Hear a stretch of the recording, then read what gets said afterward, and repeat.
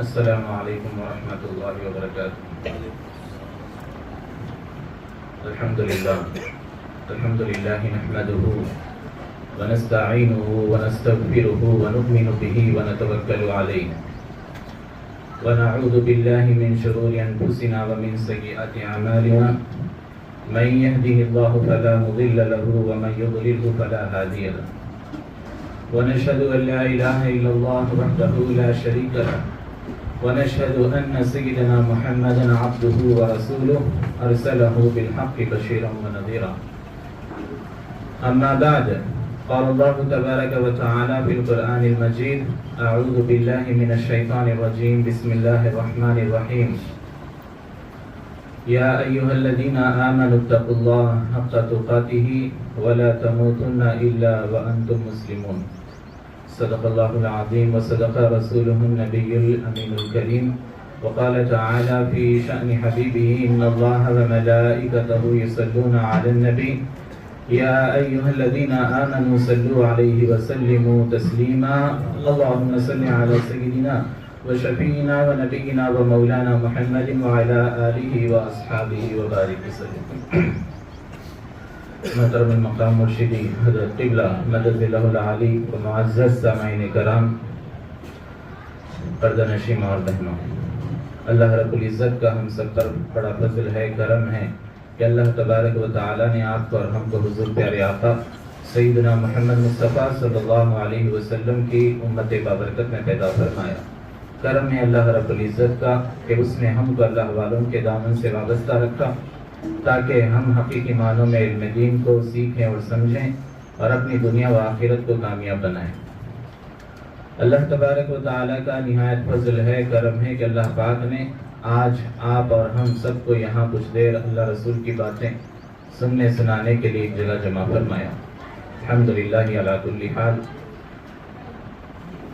ابھی میں نے آپ کے سامنے جس آیت کریمہ کی تلاوت کی ہے، اللہ تبارک و تعالیٰ ایمان والوں سے مخاطب ہو کر فرماتا ہے، اے ایمان والو اللہ سے ڈرو، جیسا ڈرنے کا حق ہے ویسا ڈرو، اور مسلمان بن کے مرو۔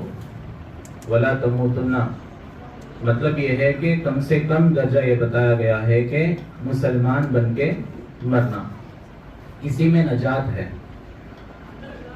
درجے تو اور بھی اعلیٰ ہیں، لیکن کم سے کم درجہ جو اللہ تعالیٰ بتایا ہے مسلمان بن کے مرو۔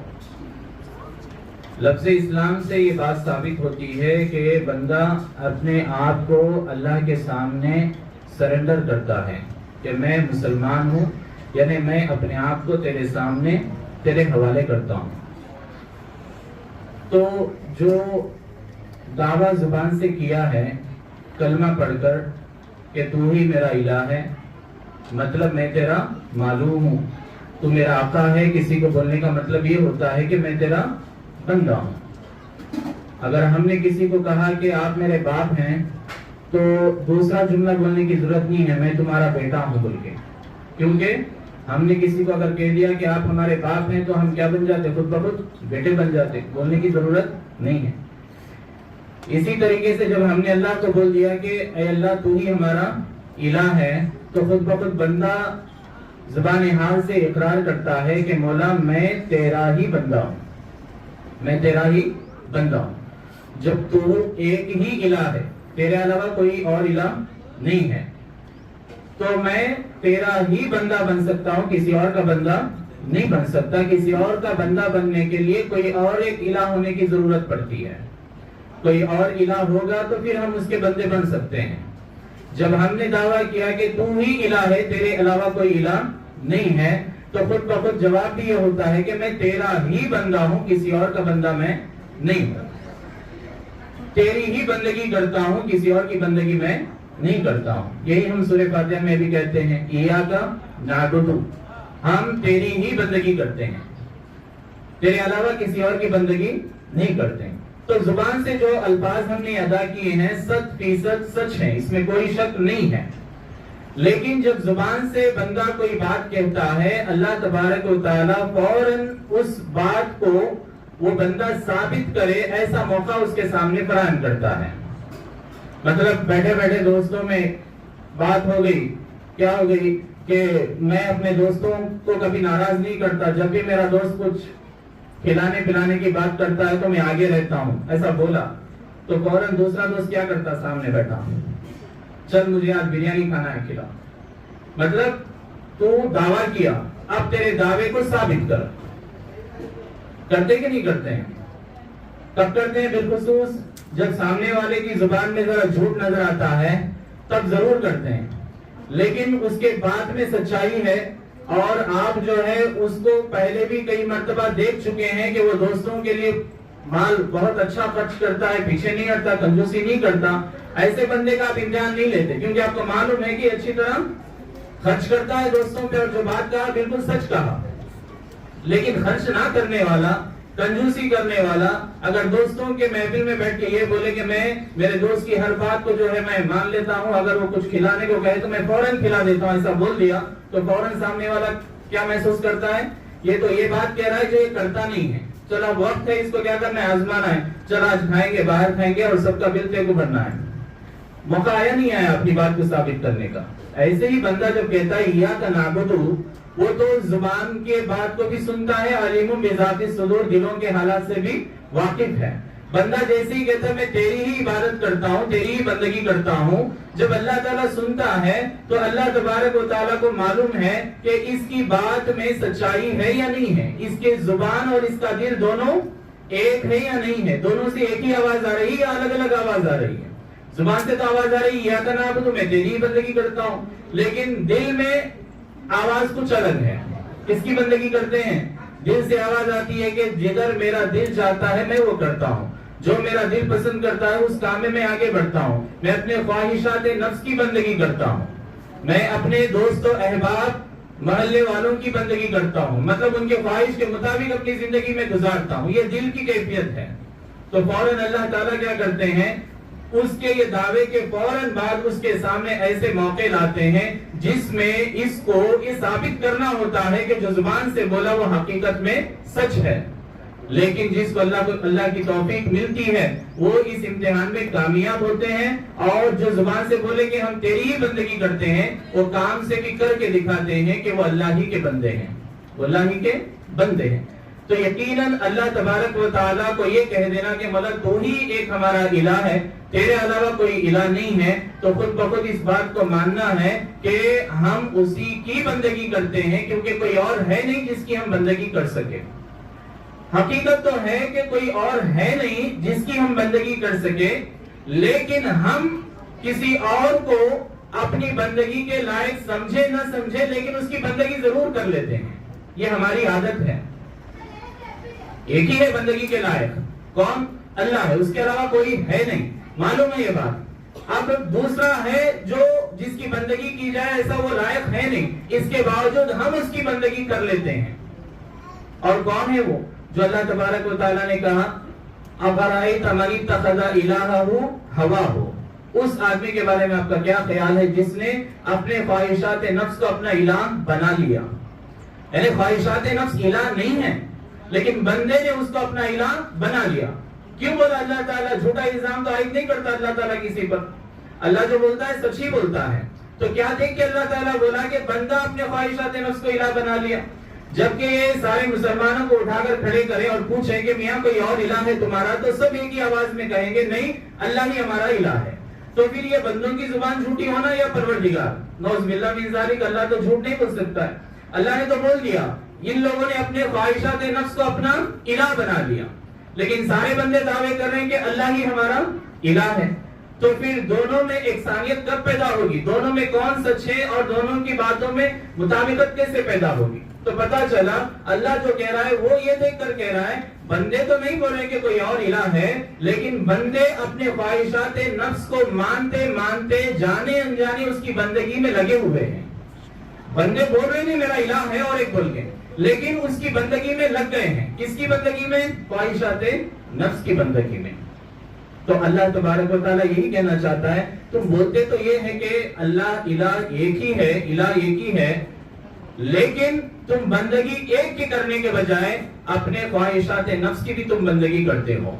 تو اسی چیز کو اللہ تبارک و تعالیٰ نے قرآن میں واضح کیا، پھر آگے فرمایا کچھ نہ کرو، کم سے کم مسلمان بن کے مرو، مطلب مرنے سے پہلے ایک کے بندے بن کے مرنا ہے، دو کے بندے نہیں بننا ہے، ایک ہی کے بندے بننا ہے، مطلب ایک ہی کی بندگی اپنے اوپر لازم کر لینا ہے، اور اپنے حال کو بھی ایسا بنانا ہے کہ دیکھنے والا ہماری زبان سے سننے سے پہلے یہ کہہ سکے کہ یہ اللہ کا بندہ ہے، یہ اللہ کا بندہ ہے۔ آج ہم خود کئی بڑے بڑے لوگوں کو دیکھتے ہیں، دیکھ کر فوراً زبان سے کہتے ہیں کیا نفس کا پتلا ہے، بولتے کہ نہیں بولتے؟ حالانکہ انہیں نہیں بولا، انہیں کیسے بولیں گا؟ اس کی تو ٹوپی بھی ہے، داڑھی بھی ہے، جھبا بھی ہے، سب کچھ ہے، وہ باضابطہ اس کے اوپر تقریریں بھی کرتا ہے اللہ ہی الہ ہے، لیکن ہم دیکھتے ہیں کیا بولتے ہیں اس کو؟ ارے دیکھو ایک ایسا نفس کا پتلا ہے، مطلب ایک ایسے نفس کا جو ہے پجاری ہے، اپنے خواہشات نفس کو کیسے پورے کرتا ہے، کیا دیکھ کے بول رہے ہیں ہم؟ اس کے حال کو دیکھ کے بول رہے ہیں، کیا دکھ رہا اس کے حال میں ہمارے کو؟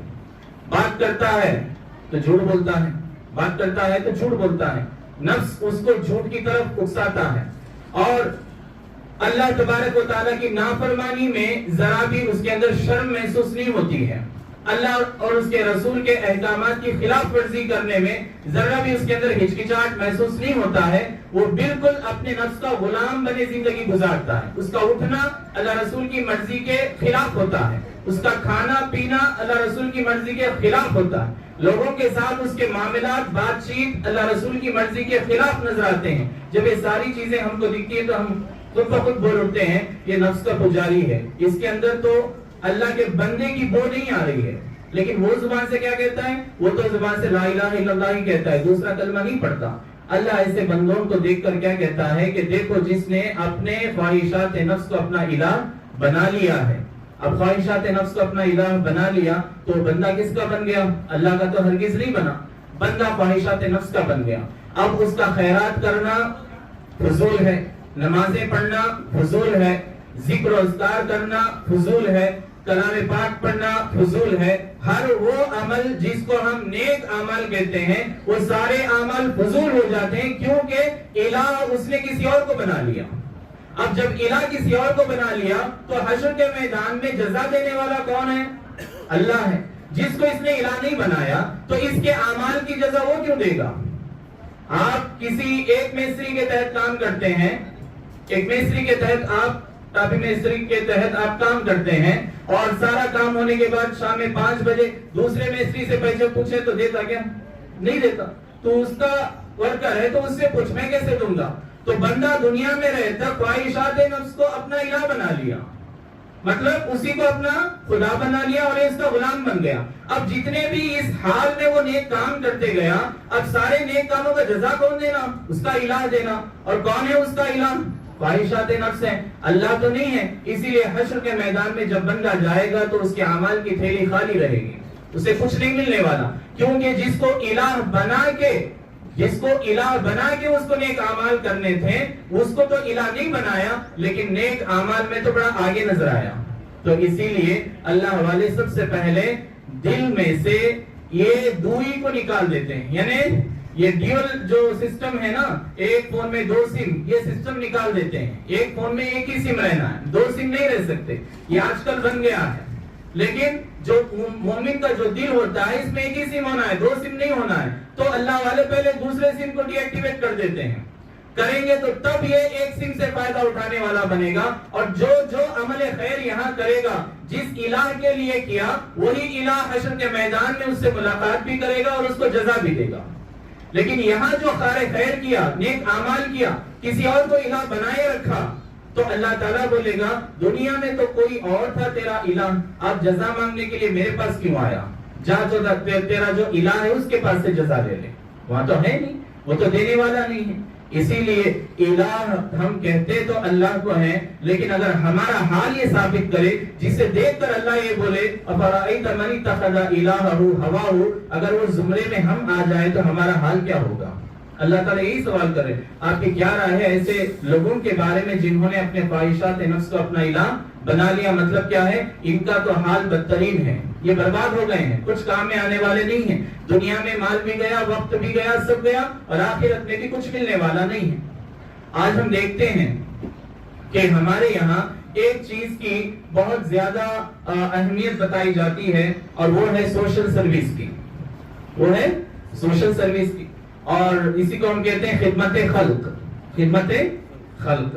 اور خدمت خلق میں لوگ آج مصروف ہیں، حالانکہ یہ بری بات نہیں ہے، اچھی بات ہے، اور اسی خدمت خلق کو سب کچھ سمجھ بیٹھے ہیں، لیکن ان کو پتا ابھی تک اس چیز کا نہیں ہے یہ خدمت خلق کا حکم کس نے دیا ہے، خدمت خلق کا حکم کس کے حکم پر خدمت خلق کر رہے ہیں، جی کس کے حکم پہ خدمت خلق کر رہے ہیں اس کا پتہ نہیں ہے، لیکن خدمت خلق کرتے جا رہے ہیں اور سمجھتے جا رہے ہیں کہ میں دنیا میں آنے کا مقصد پورا کر رہا ہوں اور دنیا میں آ کر میں یہ کام کر کے میں آخرت میں فائدے میں رہوں گا، جبکہ خدمت خلق پہلے آپ اس وقت تک خدمت خلق سے فائدہ نہیں اٹھا سکتے جب تک کہ خالق کی پہچان نہ ہو، خالق کی پہچان نہ ہو تب تک خدمت خلق سے کچھ ملنے والا نہیں ہے۔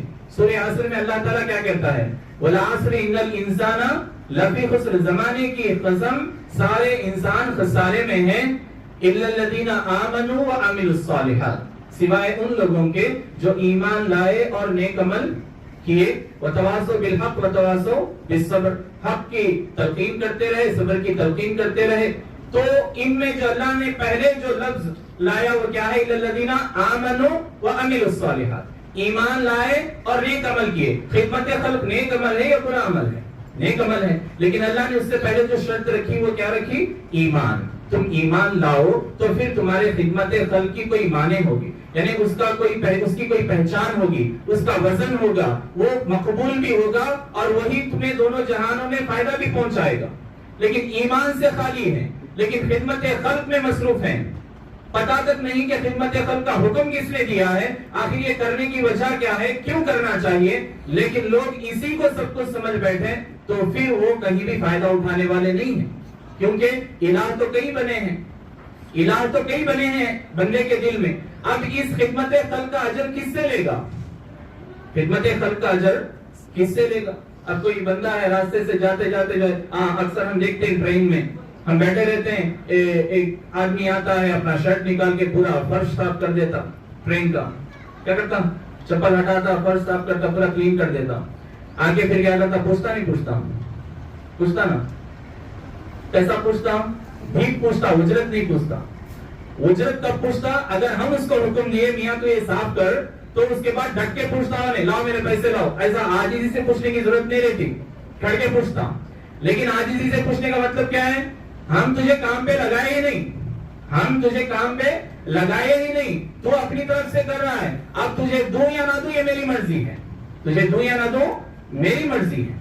اللہ تبارک و تعالیٰ کو کوئی بندہ پہچانا ہی نہیں ہے، خالق کون ہے معلوم ہی نہیں ہے، الہ کون ہے معلوم ہی نہیں ہے، لیکن خدمت خلق میں مصروف ہے، تو اللہ تبارک و تعالیٰ اس سے یہ پوچھے گا یہ جو تو کام کر رہا ہے اس کام کے کرنے کا حکم تجھے کس نے دیا؟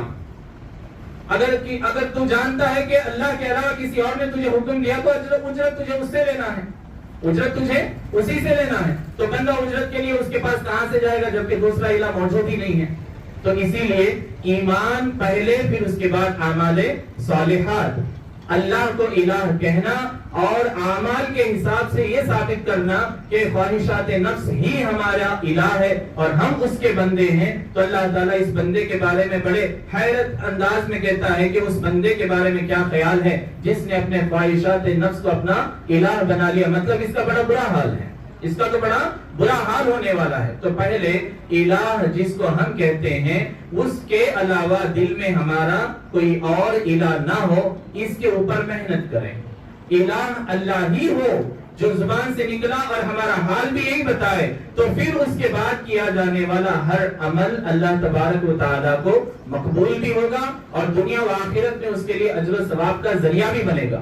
اگر اس کو چھوڑ کے خالی عمل کے پیچھے بھاگ رہے ہیں، یہ بات میں اس لیے کہہ رہا ہوں کہ آج بہت سے مسلمان بھی اسی غلط فہمی میں پڑ گئے ہیں کہ نماز پڑھو نہ پڑھو مسئلہ نہیں ہے، وہ فلاں اللہ کے احکامات کی پابندی کرو نہیں کرو مسئلہ نہیں ہے، میں روز غریبوں کو کھانا کھلاتا ہوں، یا نہیں تو میں روز فلاں کرتا ہوں وہ کرتا ہوں، یہ میرے لیے کافی ہے۔ تو اللہ تعالیٰ کہتا ہے یہ بھی کافی ہو سکتے، پہلے تو مجھے الہ مان لے، پہلے تو مجھے الہ جان لے تو مجھے الہ مانے گا، جانے گا، پہچانے گا، پھر اس کے بعد جو بھی تو عمل کرے گا میرے حکم کے مطابق کیے جانے میں اس کو کیلکولیٹ کیا جائے گا، پھر اس کا تجھے اجر دیا جائے گا۔ ماں باپ کی خدمت تو کافر بھی کرتا ہے، ماں باپ کی خدمت کافر بھی کرتا ہے، اور کافر جو ماں باپ کی خدمت کرتا ہے کس کا حکم سمجھ کے کرتا ہے؟ کس کا حکم سمجھ کے کرتا ہے؟ وہ تو بس یہ جانتا ہے کہ ماں باپ خدمت کے لائق ہیں اس لیے ہم ان کی خدمت کرتے ہیں، اور اللہ تعالیٰ کیا کرتا ہے؟ اس کی خدمت کا اجر چاہے تو نہیں دینا چاہیے، کیونکہ اس کو پوچھ کے نہیں کر رہا نا، اللہ کرا بولو بول کے، اللہ کرا بولا اس لیے ماں باپ کی خدمت نہیں کر رہے ہیں، بس کرنا ہے کر رہے ہیں، لیکن اللہ تعالیٰ کا فضل دیکھو، وہ اللہ کو مانے بغیر بھی وہ کام کرتا ہے تو اس کو بھی اجرت دے دیتا ہے، جیسا ہم ٹرین صاف کرنے والے کو 10 روپے دے دیتے ہیں، حالانکہ دینا ہمارے لیے ضروری نہیں ہے۔ میں بولا کیا صاف کرو بول کے؟ نہیں بولا، پھر ہاتھ پسارا، خیر لے لے، دے دیا۔ اللہ تعالیٰ کافروں کو ان کے اعمال خیر کے بدلے میں ایسے اجر دے دیتا ہے، ایسے اجر دے دیتا ہے، حالانکہ کیا وہ اللہ کے حکم کے مطابق کر رہے ہیں کیا؟ اللہ کرو بولا بول کے کر رہے ہیں کیا؟ ماں باپ کی خدمت، لوگوں کو جو کھانا کھلا رہے ہیں اللہ کھلاؤ بولا بول کے کھلا رہے ہیں کیا؟ نہیں، لیکن اللہ تعالیٰ برابر اس کے ذرے ذرے عمل خیر کا بدلہ دنیا میں کیا کرتا ہے؟ دے دیتا ہے، لیکن آخرت میں کچھ نہیں دینے والا۔ لیکن مومن جب ماں باپ کی خدمت کرتا ہے تو اللہ تبارک و تعالیٰ خوش بھی ہوتا ہے اور اسے دنیا میں بھی اجر دیتا ہے، آخرت میں بھی اجر دیتا ہے۔ پھر اس کے ماں باپ کی خدمت میں اس کے ماں باپ کی خدمت میں فرق کیا ہے؟ مومن اپنے دل میں اللہ کو الہ مانتا ہے اور اس کے علاوہ کسی اور کو نہیں رکھتا ہے، کافر اپنے دل میں اللہ کو الہ مانتا ہی نہیں ہے اور سب کو اپنے دل میں الہ بنائے رکھا ہے، اس لیے وہ خدمت تو کر رہا ہے، اللہ کو جزا دینے کی ضرورت بھی نہیں تھی، لیکن اس کا فضل ہے کہ وہ دنیا میں جزا دے دیتا ہے۔ لیکن مومن اللہ کو الہ مان کر اس کے احکام کے مطابق ماں باپ کی خدمت کرتا ہے۔ جب بچے سے پوچھے کہ کیوں کر رہے ہیں ماں باپ کی خدمت؟ اللہ کا حکم ہے۔ جب اللہ کا حکم ہے بلکہ ماں باپ کی خدمت کرتا ہے تو کب تک کرتا معلوم ہے؟ ماں باپ اگر اس سے ناراض ہیں تب بھی کرتا ہے، ماں باپ اگر اس کو کچھ نہ دیں تب بھی کرتا ہے، ورنہ عام طور پہ جو ماں باپ کی خدمت ہوتی ہے کہاں تک ہوتی ہے؟ ماں باپ اچھا رویہ اختیار کرے تک ہی ہوتی۔ بچہ کچھ پوچھا ماں باپ دے دیے، وہ فلاں گاڑی ہونا بولا دے دیے، پیسے ہونا بولا دے دیے، اچھا کرتے رہے تک بچے بھی کیا کرتے ہیں؟ خدمت کرتے رہتے ہیں۔ جب ماں باپ ریورس ہو گئے، نہیں وہ نہیں لینا، یہ نہیں گانا، یہ نہیں کرنا، وہ نہیں کرنا، ریورس ہو گئے تو بچے کیا کرتے ہیں؟ خدمت کو آگے نہیں آتے، پسند نہیں کرتے۔ کیوں؟ یہ خدمت ایک دلی جذبے کے مطابق کر رہے ہیں، لیکن اللہ کا حکم سمجھ کے جب کوئی خدمت کرتا ہے تو وہ خدمت کبھی نہیں رکنے والی۔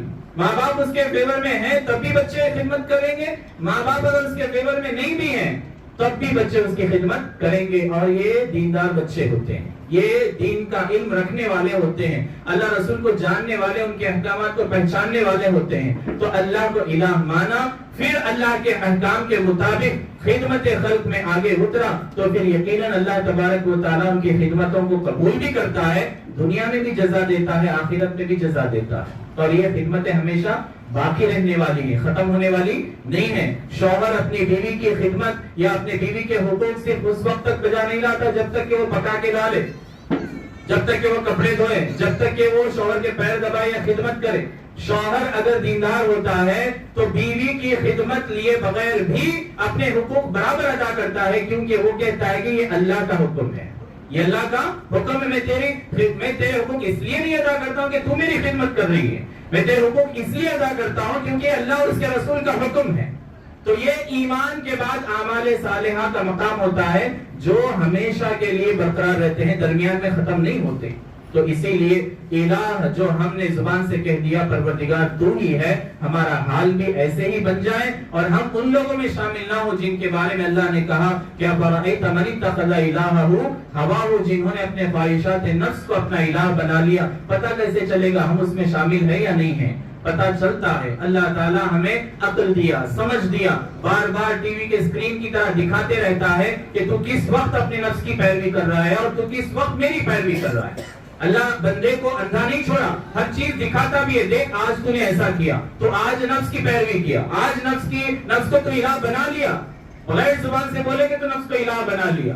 اللہ تعالیٰ دکھاتا ہے کیوں؟ تاکہ بندہ توبہ کر لے اور اللہ کی طرف رجوع ہو جائے, اور جس کو اللہ کہتا ہے اس کے علاوہ کسی اور کو اپنے دل میں جگہ نہ دے, تو یقیناً اللہ تعالیٰ اس بندے سے راضی ہوتا ہے. اللہ تعالیٰ سے دعا ہے کہنے سننے سے زیادہ عمل کی توفیق نصیب فرمائے. وصلی اللہ تعالی علی خیر خلق محمد وعلی آلہ واصحابہ اجمعین برحمتک یا ارحم الراحمین.